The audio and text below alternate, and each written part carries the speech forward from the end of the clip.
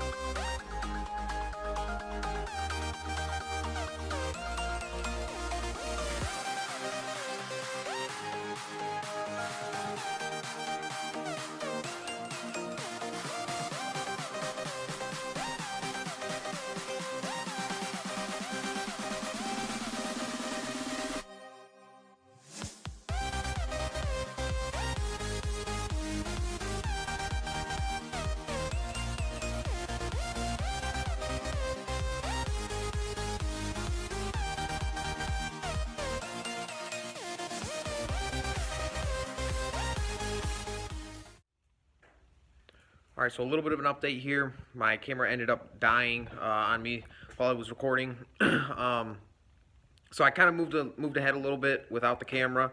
Not too far along. I'll kind of flip around the camera here and show you. So as you can see, I got most of the front end off. AC condenser, intercooler. The next thing here is the transmission cooler here, and then the radiator will come out next, and then pretty much the whole front side of the engine will be completely exposed.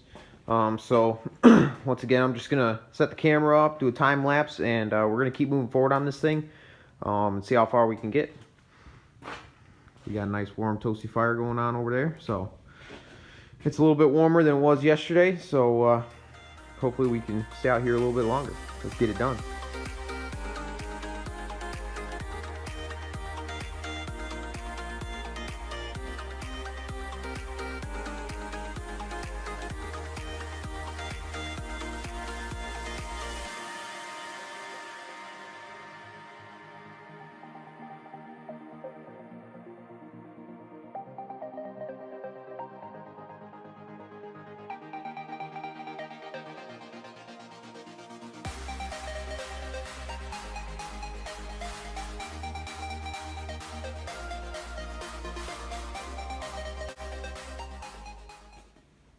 Alright, so as you can see, I got the radiator and the transmission cooler out of the way. So now basically all we have is the fan shroud and the fan clutch assembly there. If you don't have the correct tool for this, it is extremely difficult, especially if it's never been taken off before. I have tried like hell just using one of these and a hammer.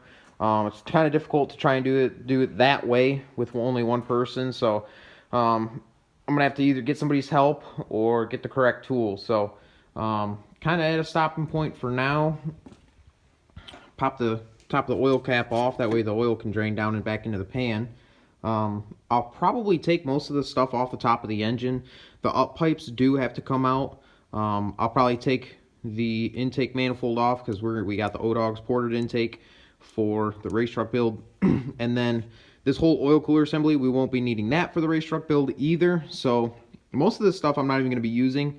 So I'll probably just go ahead and take it off before I pull the engine. That way it'll be easier to pull the engine in general. So for now, I'm gonna stop here. Hopefully, I can get somebody's help here quick, and I see if we can't get a little bit further along with the truck. But starting to become a mess in here. Got a lot of parts laying around. Jumping ahead a little bit, we got the power steering pump off. That pretty much we're just gonna flop off to the side, get it out of the way. AC condenser is completely removed. Fuel lines over here, those are moved and up out of the way. The whole front or top side here is pretty much torn down as well. The next thing we're pretty much gonna have to do is get underneath the truck. I have it up on jack stands in the back. We got little ramps, race ramps up front. Basically, we're gonna have to crawl underneath there, undo the trans. The starter is already removed. That's another thing.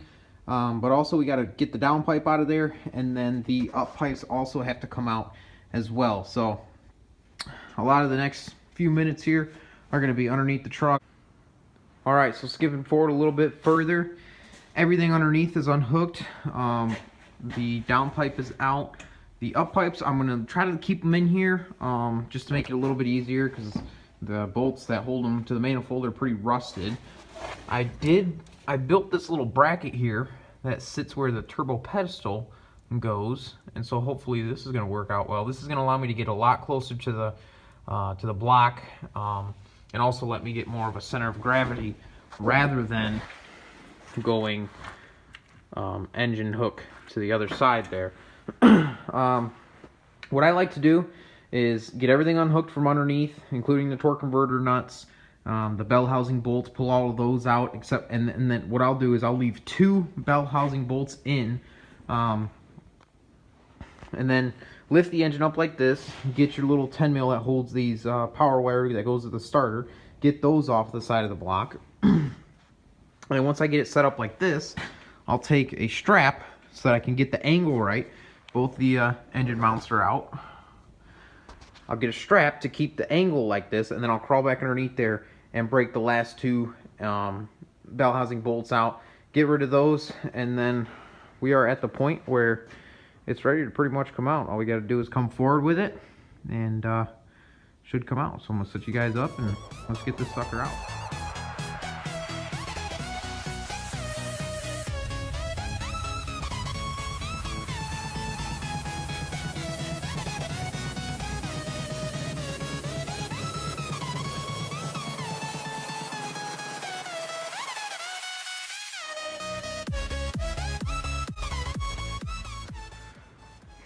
Well, wouldn't you know, right when we get ready to pull the engine, we go to use our jack,